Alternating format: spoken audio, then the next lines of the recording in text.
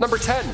Bank robberies. Okay, when we hear about the wild, rootin' tootin' Wild West, whatever, we think of outlaws like Butch Cassidy's Wild Bunch, the James Younger Gang. Apparently it was just bank robbery central back then, just a lot of this and tapping and riding horses and stuff. That's really not true. Bank robberies didn't happen that often in real life. In fact, during the Wild West era, officially declared from 1865 to 1900, there were only 8 bank robberies. 8. That many years ago, along 15 western states, there were only 8. To put that in perspective, in 2017 alone, there were roughly 4,000 bank robberies in the United States. Much more than 8. The first armed robbery ever in history was done by the famous outlaw Jesse James and his brother Frank.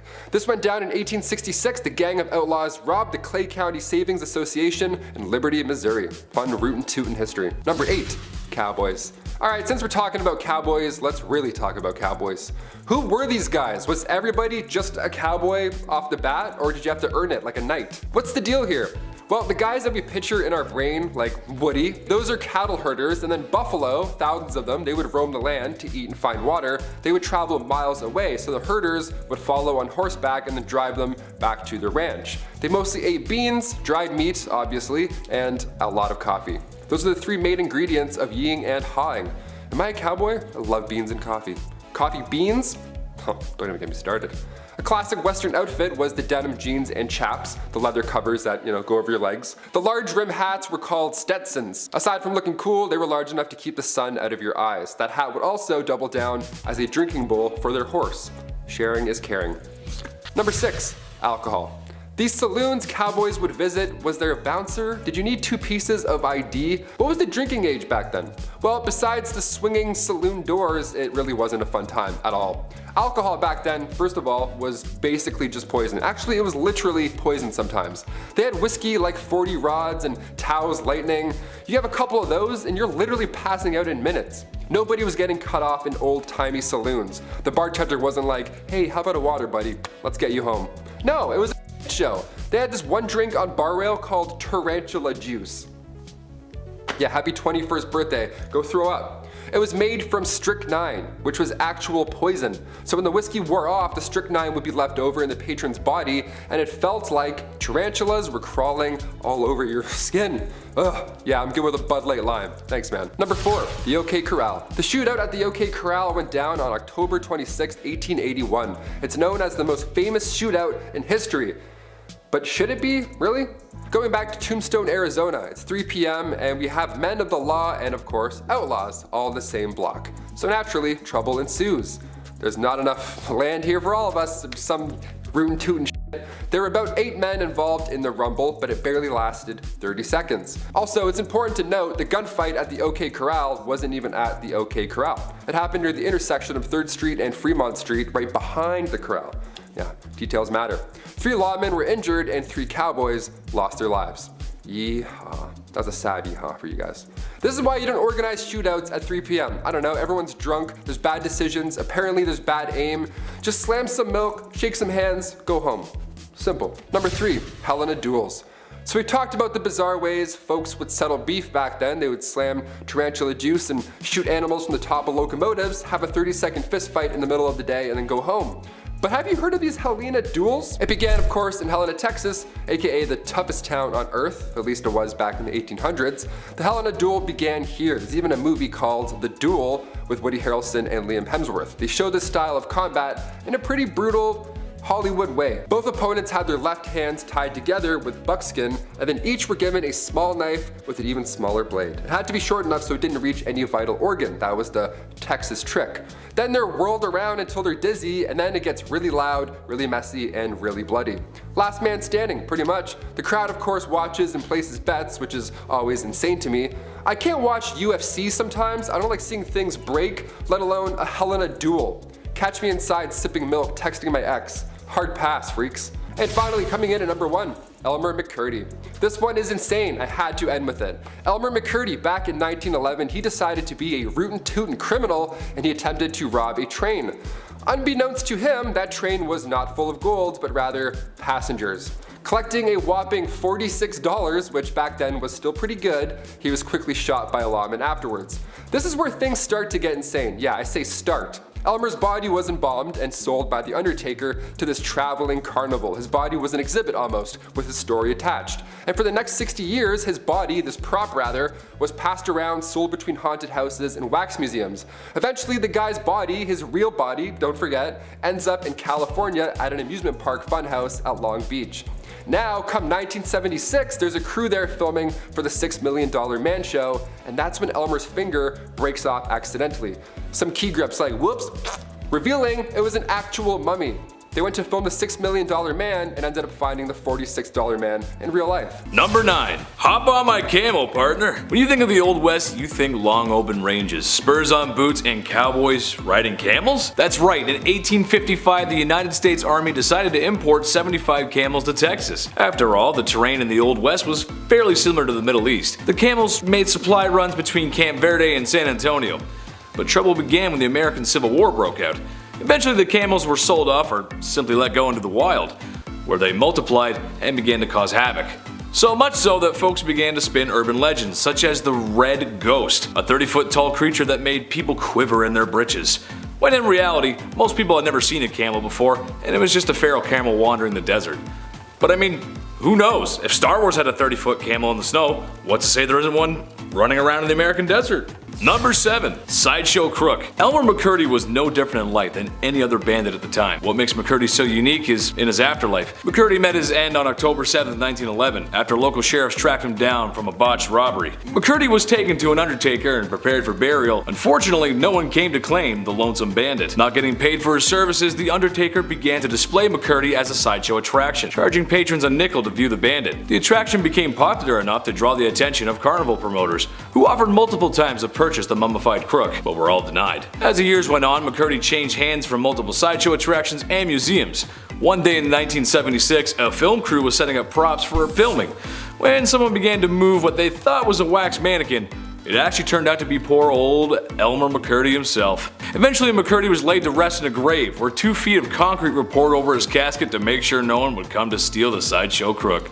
Stay in the hole, partner. Number 5. Romeo and Juliet. What's in a name that which we call a rose? Any other word would smell as sweet? It's often said that art imitates life, but sometimes life can be stranger than fiction, and oftentimes really similar. The Hatfield and McCoys were 2 feuding families in the time of the Old West, whose hatred of one another runs deep. The most serious issues being family members removed, Old West style, by the opposite family, and in one case a court battle over the ownership of a barnyard pig. But perhaps the best story to come of this feud is the love affair of John C. Hatfield and Rosanna McCoy. The 2 lovers met and instantly fell in love with each other, their families instantly disapproving of their newfound love. Similar to William Shakespeare's Romeo and Juliet, the star-crossed lovers' story ends in tragedy. After multiple attempts to rekindle their love, including a daring rescue organized by Rosanna to free John C. from her own family, their love never resparked, and John C. went on to marry her cousin. It's said that poor Rosanna died of a broken heart. He loves me not. He loves me, he loves my cousin? And the number 3 spot, Good Bad Town. On your way out west, you may come to find that the unsettled lands are full of danger, bandits, crooks, perilous weather, and the occasional tummy ache. When the town of Palisade, Nevada's railroad was expanded and people began to arrive in droves, the town boomed, but so did their boredom. Palisade was rather mild compared to the rest of the expanding West, so much so that when tourists began to complain of Palisade being nothing like the dangerous towns they read about in their dime novels, the people of Palisade acted by staging fake bank robberies, gunfights, and even Native American battles between them and the army, with sometimes the Native Americans participating. Also going as far as using real cattle blood during the staged combat. The citizens of Palisade were such effective actors that a lot of tourists began to run back to the train in fear of what they were seeing. Nothing more American than capitalizing on boredom. And the number 1 spot, I don't like your snoring, partner. There were a handful of dangerous criminals back in the Wild West. This includes John Wesley Hardin. Born to a reverend in 1853, his parents hoped he would grow up to be a preacher. He turned out to be one of the most deadliest outlaws to ever live. Hardin claimed many lives over the years, but most bizarre was when he shot a man for snoring. One night in 1871, while staying at a hotel, Hardin was having trouble sleeping due to the man in the next room snoring loudly. Hardin promptly shouted at the man to stop snoring. Irritated with no response, he fired several shots into the next room, claiming the man's life. After years of being an outlaw and spending a lot of time in jail, he was released for good behavior, where he then received a full pardon. With his full pardon, Hardin was then able to take and pass the bar exam, afterwards setting up a law practice in Gonzales County, Texas. If your lawyer has a longer criminal history than you, there's a good chance you're not going to beat the case. Number 10. Boot Hill burials. In the Old West, many towns had a boot hill, which was essentially a graveyard where outlaws and bandits and all those bad people alike were all buried with their boots on. Specifically with those on right there. See, these cemeteries were often lacking proper markings, and the dead were buried quickly, sometimes a little too quick without a coffin, reflecting the harsh and lawless nature of frontier life. It wouldn't be abnormal to see a boot sticking up out of the ground on your way home from work, is what I'm saying. Today that would be quite jarring, but back then, completely normal. How yucky is that? I'm like, oh, size 11.5? Perfect. Number 8, duels. Yes, duels. Let's talk about these.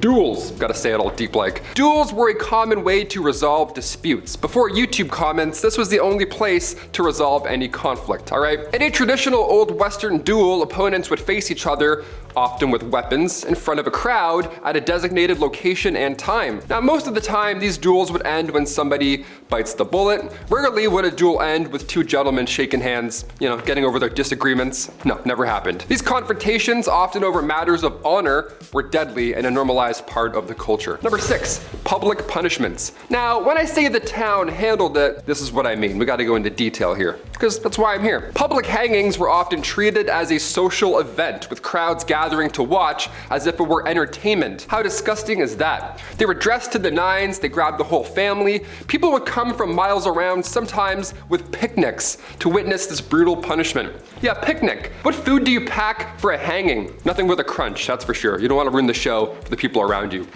Sorry.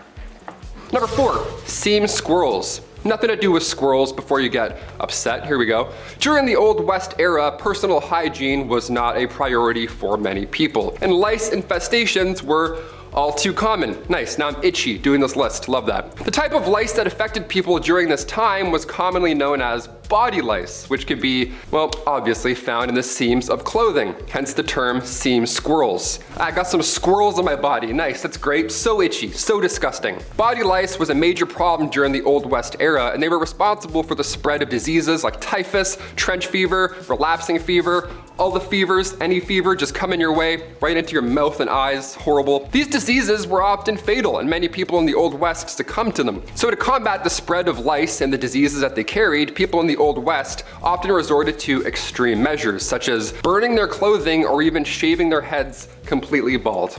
Bunch of bald cowboys. Bunch of naked bald cowboys walking around being like, where's my money? I thought this was a bank. Number 2, bad bartenders.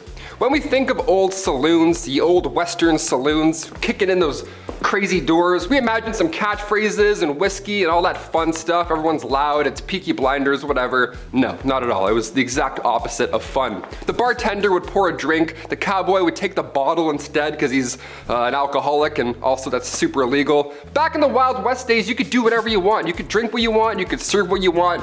Anything goes. Bartenders also had no regulations to follow behind that sketchy bar. So not only was it very high proof, but some bevies like tarantula juice would just straight up kill you.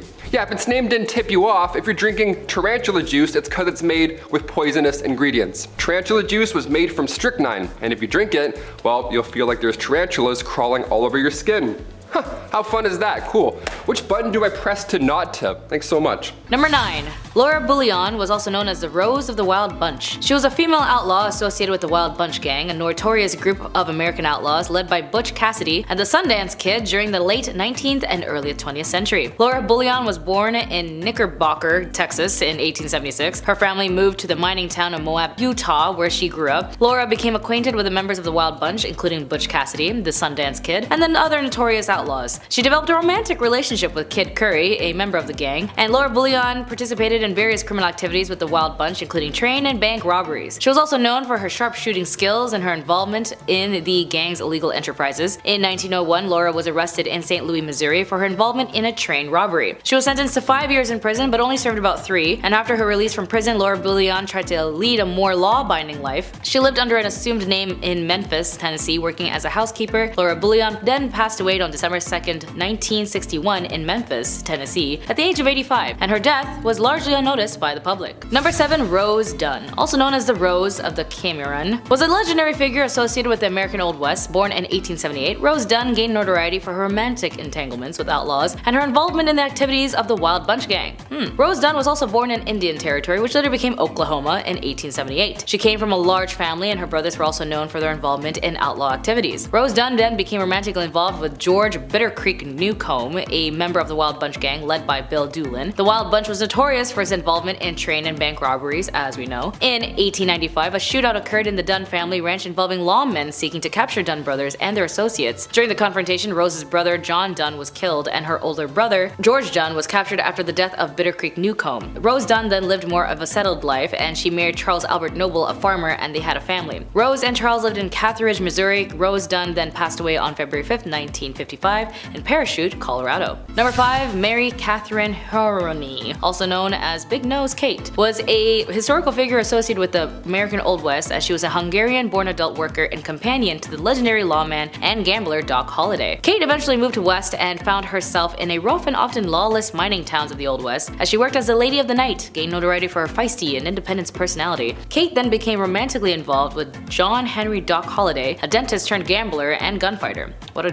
career change. They met in Fort Griffin, Texas in 1870s following Doc Holliday's death in 1887. Kate Haroni then lived in various places, including Arizona and Colorado. She then worked as a nurse and a hotel owner in the early 1900s, and Kate moved to Arizona and lived in poverty. She worked in various jobs, including serving as a cook, and then in the 1930s she applied and received a pension for being a widow of a veteran American Indian War. Doc Holliday had happened to serve as a scout. Big Nose Kate then passed away on November 2, 1940 in Arizona at the age of 90, and she outlived many of the famous figures of the Old West. Number 3. Etta Place. Etta Place is one of the mysteries of the American Wild West, as her true identity and details of her life pretty much remains uncertain. She was associated with the famous outlaws Butch Cassidy and the Sundance Kid, as we also know them, and is often considered to have been romantically involved with the Sundance Kid. Despite her connections to these historical figures, she is very little known about Etta, as Etta's place, true identity, and background are unclear. Her real name and place of birth and details about her early life are not actually known at all, and some historical sources suggest that she may have been born in the United States, while others propose that she could have just been European or South American origin. Etta Place is also best known for her association with Butch Cassidy, aka Robert Leroy Parker, and the Sundance Kid, whose actual name is Harry Alonzo Longabo, and she traveled with them during their exploits in South America, where they sought refuge to escape law enforcement in the United States. In the early 20th century, Butch Cassidy, the Sundance Kids, and Etta traveled to South America, where they continued a life of crime, and they are believed to have engaged in bank and train robberies in countries like Argentina and Bolivia. The fate of Etta Place is uncertain, as some theories suggest that she may have perished alongside Butch Cassidy and the Sundance Kid in a shootout with the Bolivian authorities. However, there is actually no conclusive evidence to support this theory, as there may be other theories that Etta Place's true identity, with some speculating that she may have had used multiple names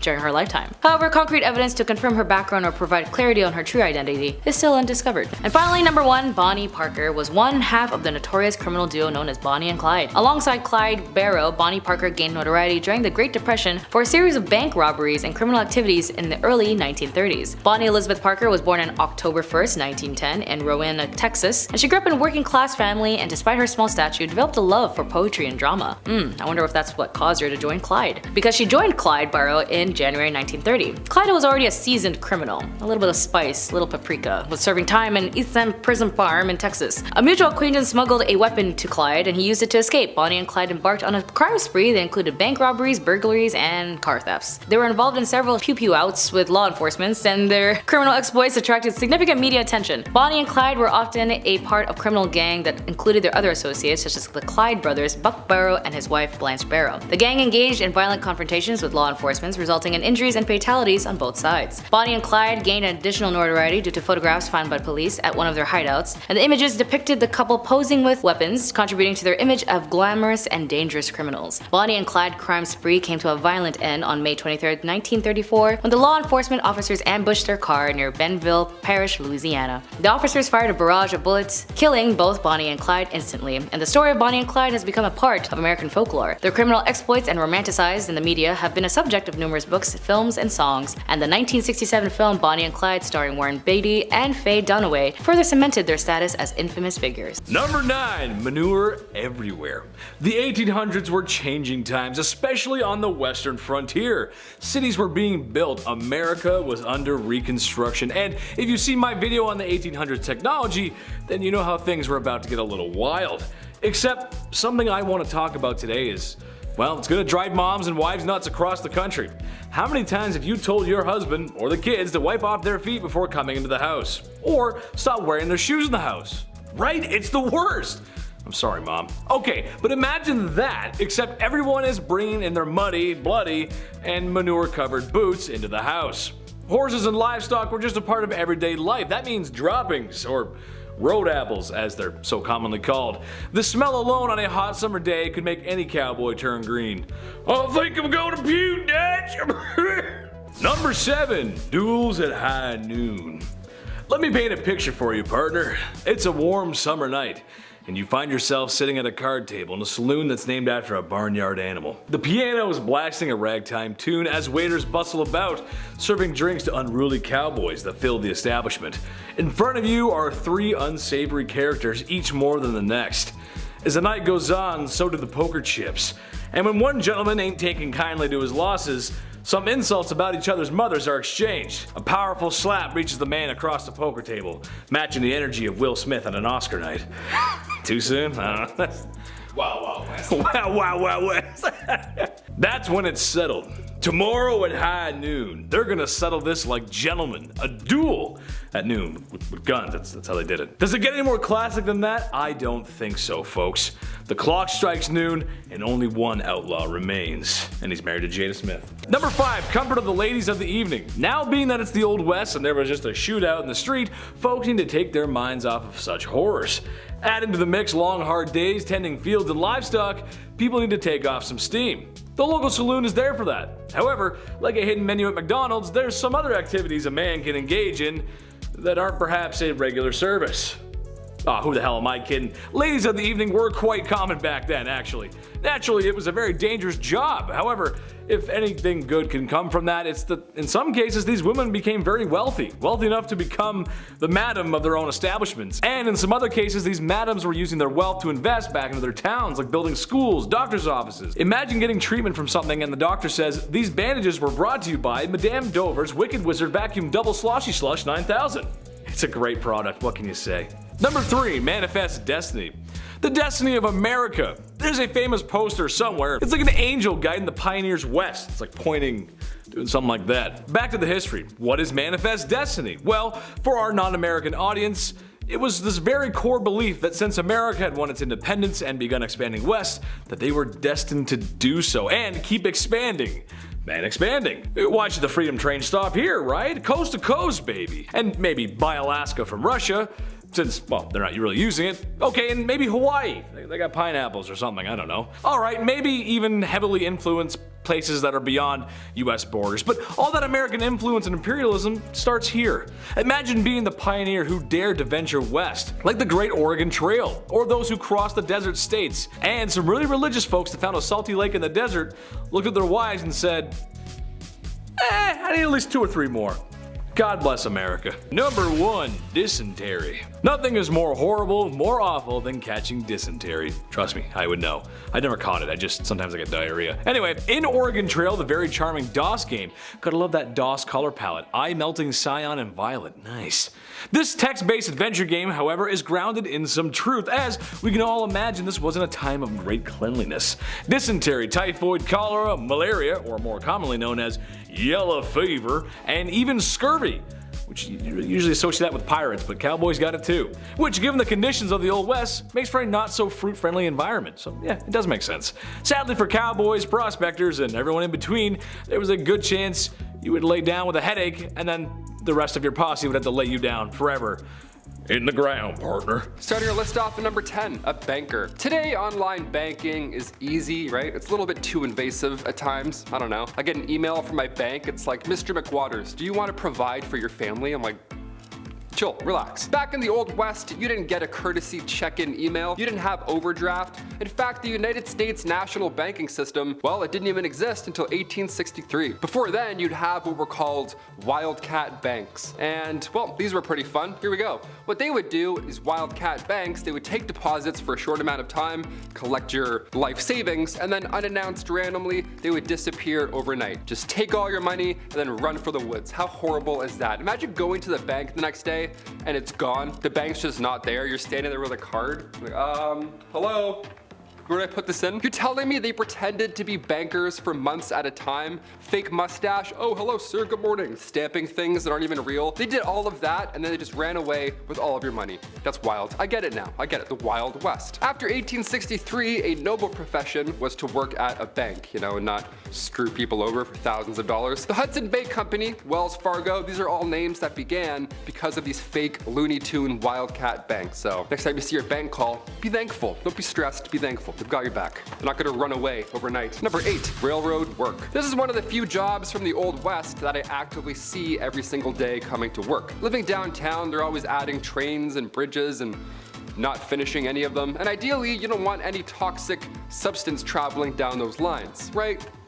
Fingers crossed. Well, back in the Old West, railroads were meant to assist the booming mining and ranching industries. Thing is, there weren't enough hands. There was not enough to keep up with the rate that they needed to. Like, who's gonna build a railroad? You know, who was the first person? Railroad workers, monthly, you'd make around $1,000, and this brought a wave of immigrants to the West. The Union Pacific and the Central Pacific Railroads, they all lay over 1,700 miles. Now, making this actual railroad, it destroyed the bodies of these workers, but without it, American history would not be the same. Couldn't imagine making a railroad. That is exhausting. Number 6, journalism. Believe it or not, the newspaper business cleaned up shop back in the frontier. Everyone wanted to know what the tea was. Tucson, Arizona, for example, back in the day, back in 1831, that one town had 5 different newspapers. Yeah, even though there are only 465 residents, there were 5 different papers. That's stressful. How do you keep up with that much news? I mean, to be fair, before radio and television, yeah, there's probably lots to talk about all day long. That's pretty much all you can do, just talk all day long, so I get it. The industry provided jobs as well. It's very much like YouTube. Here, there's writers, there's hosts, the design and print staff, we have editors. It was a little easier than laying down a railroad, that's for sure. So when it came to jobs, yeah, journalism wasn't that bad. Definitely better than doing anything that has to do with this motion, that's for sure.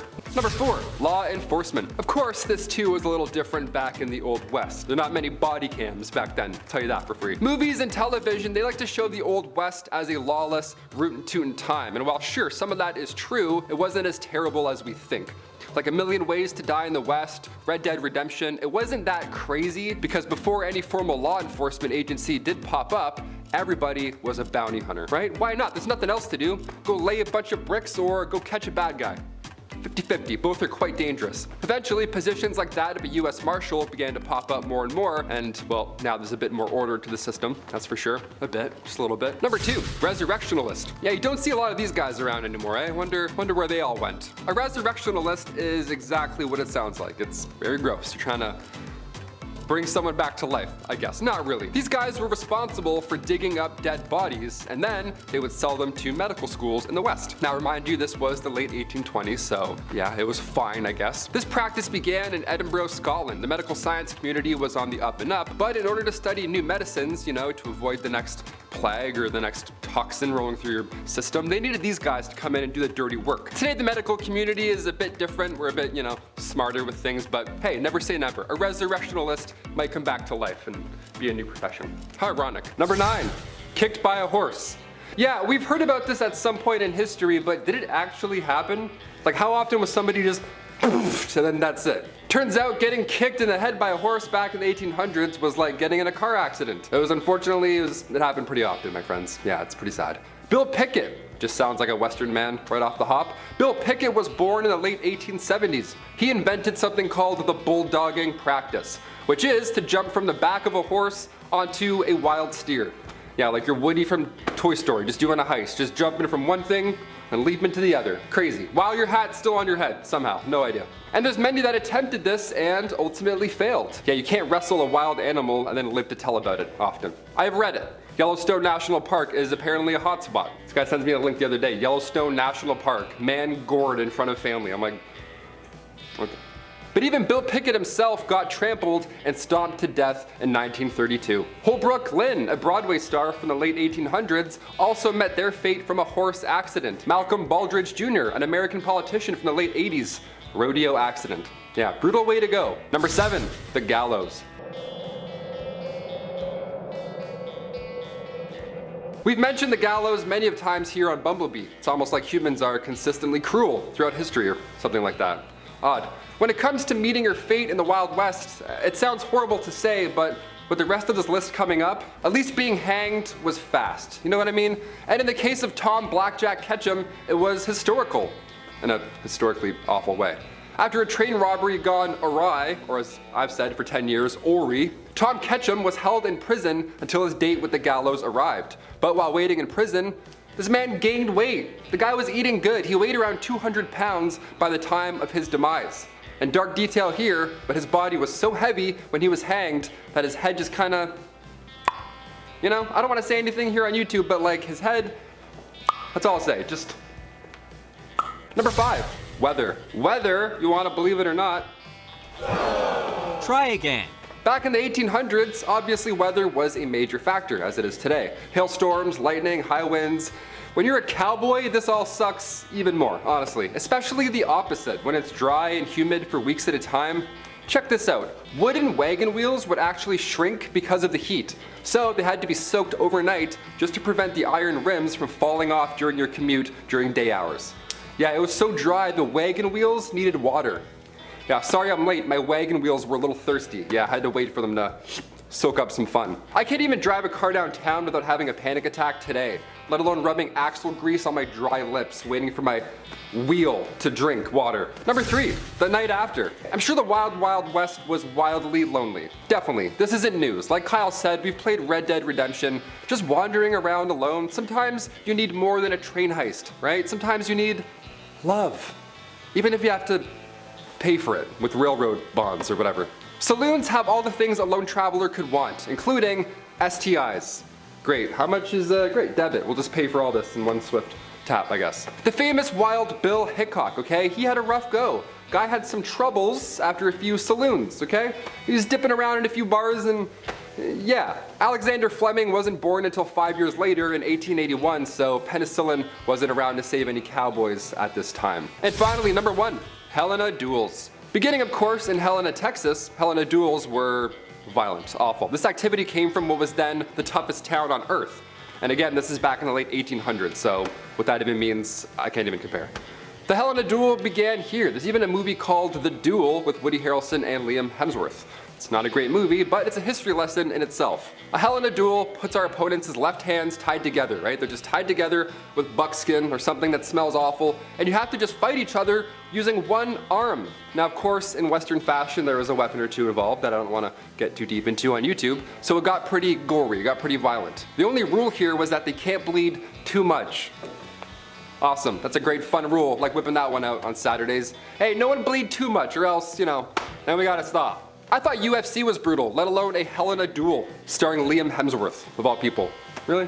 The word comes from the French salon, and it originally had the same meaning, living room, as later on saloon meant hall, especially one on a boat or a train. In 1800s America, it came to meaning public house or bar. Saloons in its establishment originated as a liquor house, as the first saloon was established at Brown's Hole, Wyoming in 1822 to serve fur trappers. By 1880, the growth of saloons was in full swing. In Leavenworth, Kansas, there was about 150 saloons and 4 wholesale liquor houses. Some saloons in the Old West were a little more than casino, brothels, and illegal substance dens. As in the saloons of the Wild West, drinking was certainly a very popular activity, but there was more to it than just alcohol. Saloons often served foods such as a simple meal or snacks to accompany the drinks, as some saloons also hosted entertainment such as live music, dancing, gambling, and even theatrical performances. But the food and drinks weren't always sanitary, as it was rare for one to come across clean water. So drinking whiskey was pretty super common, as well as beer and other forms of alcohol distilled. But aside the yeehaw and crime and punishments, there was also a lot of weird things in the Wild West that aren't as jarring, like how your bed would be full of squirrels. And I'm not saying like alive squirrels, although maybe. Some of the dead squirrels that they would find would be helpful to stuff your bed, so it'd be a little softer when you stayed the night. Also, everyone smelled bad, really bad, considering there wasn't any forms of pipes or running water for miles, as water would be stagnant in the water towers and not a lot of filtration was made. The acidic and boracic acid smelling water would linger not just on you, but also on your clothes. If you were lucky, you might be able to bathe teeth maybe once a week, as it took some time as well to warm up your bathtub, as heated water wasn't also available for the times. Other than these type of cleaning hygienics like bathing, when it came to oral care like brushing your teeth, people in the Old West used a variety of methods to clean their teeth. Some common practices include a toothbrush made out of animal hair or plant fibers, and brushing with a mixture of water and baking soda or salt. Chewing on twigs or rough cloths to rub their teeth were also very common methods, as health care like oral dental care often meant tooth extractions, as other aspects were pretty much a privilege of what we're having today that did not exist back then. As well as going to the outhouse was a more common thing than going to one in the saloon, as it would have probably stunk up the establishment and prevented customers from arriving. But that still didn't prevent people to do what the French did, which is to pee in a corner. So in the Old West, people would use a variety of materials for toilet paper, including leaves, corn cobs, newspapers, and even old catalog pages. Soft, commercial produced toilet paper, as we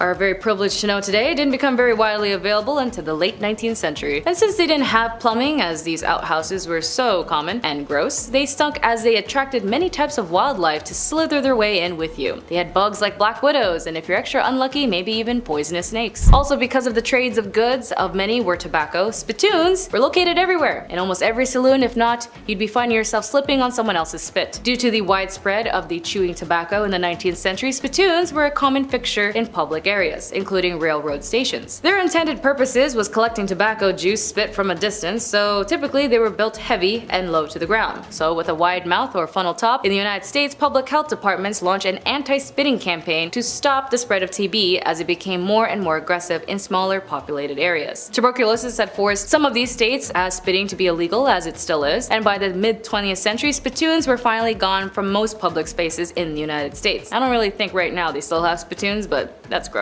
Even the towels used to clean the bathroom and the bars at saloons were the same towels you'd wipe your face if you had too much beer foam. People kept spitting, and so it was so outlawed that because of the respiratory disease went rampant in the regions, if you kept spitting, you'd be charged with a $500 fine. But either way, the Wild West, from the daily politics to hygienes, times do be changing and the world keeps on spinning.